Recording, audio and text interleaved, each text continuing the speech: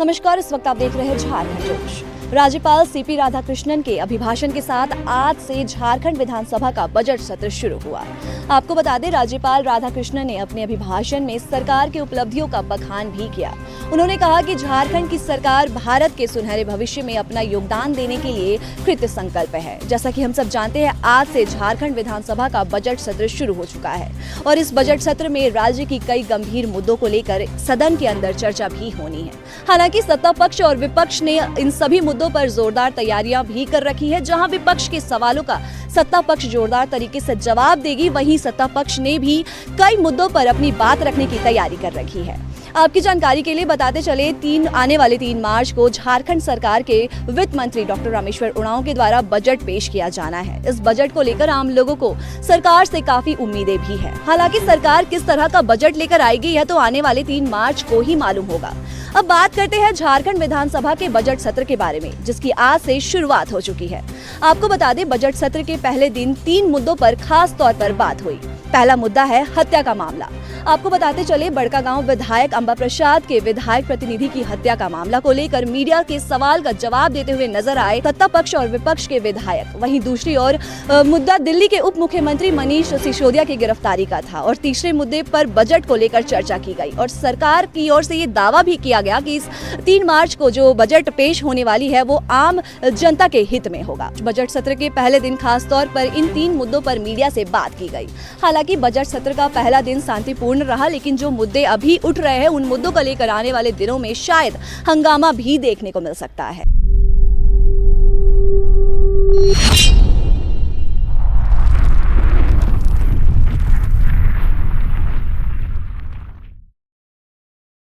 विपक्ष को प्रश्न उठाना चाहिए।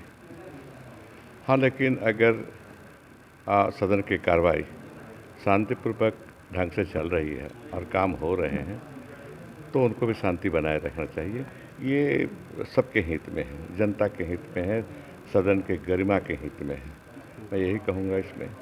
और हम लोग का तो जो पहले से है अप्रूव्ड है, राज्यपाल जी अप्रूव किए हैं, तो 27 से 24 तक बीच में 7 दिन के लिए छुट्टी है, 7 या 8 दिन की छुट्टी है, बाकी तो चलता रहे।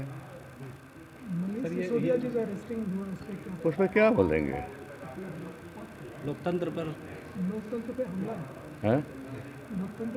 देखिए यार, मैं भूल नहीं पाता हूँ अपने पुरानी ज़िंदगी को। राजनीति में आ गया हूँ, 28-29 साल पुलिस में रहा, सीबीआई के साथ काम किया, तो लोकतंत्र की हत्या तो सबका प्रयोग नहीं कर सकता। हम इतने कहूँगा कि हम सबको कोर्ट पर, सीबीआई पर, सेंट्रल एजेंसी पर विश्वास करना है और अपनी बात को रखना है सामने। और ज़रूर सीबीआई सुनेगी, सही होगी बात तो ज़रूर सुनेगी। अंबा बोल रही हैं कि पूरी तरह से अपराधी हावी हो। नहीं, उस पर नहीं बोलेंगे। उस अंबा का अपना व्यक्तिगत विचार है, उस पर क्या बोलेंगे? सर, ऐसा तो नहीं है। नहीं, ऐसा है, वो कुछ हो रहे हैं। ऐसा ना, हमको भी कभी बोल देते हैं, कुछ होता है बोल देते हैं, व्यक्तिगत विचार होता है, लेकिन उसमें सरकार को घेरने की कोशिश नहीं करते हम। व्यक्तिगत विचार होता है, आप छिपा नहीं पाते हैं अपने विचार को, तो बोल देते हैं कभी कभी। आपके एक विधायक ने कहा है कि सदन में अगर विपक्ष हंगामा करेगा तो उन्हें सदन से बाहर फेंकवा देंगे। नहीं, वो सफल तो बोल। चलिए, मैं कान से भी सुनना नहीं चाहता वैसे। सर, सत्र का लाभ जनता को कितना मिल पाएगा? देखिए, इस सत्र ये बजट सेशन है, बजट से ही जनता को लाभ दिलाते हैं हम, जरूर मिलेगा। अब 3 तारीख को सुन लीजिए क्या क्या देंगे। कार्य मंत्रणा का बैठक में 24 तारीख तक हम लोग का वर्किंग डेट था। शहरुल 24 तारीख को पड़ रहा है, उसी को लेकर थोड़ा हम लोग चिंतित थे कि कैसे करके उस दिन में हो पाएगा। अब उसका एकदम कंक्रीट तो नहीं निकला है, हो सकता है कि एक दिन हाउस घटे और बिजनेस आवर बढ़ा दिया जाए, यही चर्चा अभी तक हुई। फिर कार्य मंत्रणा में दोबारा बैठेंगे, फिर निर्णय लेंगे। तो अभी इस पर कोई निर्णय नहीं, 24 को तो नहीं होगा सर? अब 24 को तो नहीं होगा, वो शहरुल है, इसलिए बहुत बड़ा पर्व है झारखंड का, इसलिए नहीं होगा।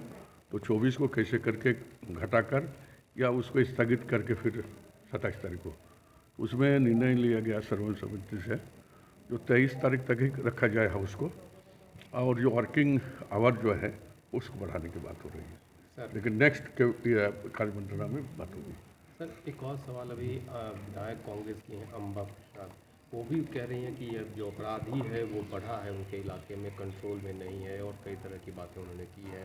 क्या कहेंगे उनके इस आरोप पे? योगेंद्र साहु जो मंत्री हैं, पूर्व मंत्री हैं, उन्होंने भी कई आरोप लगाए जो वायरल है। देखिए, अपना अपना क्षेत्र की समस्या है, गतिविधि कुछ लोगों का बड़ा होगा तो सरकार संज्ञान में है सारी बातों। वो परसों एक कैजुअल्टी हुआ था, उसको लेकर सरकार संगीन है।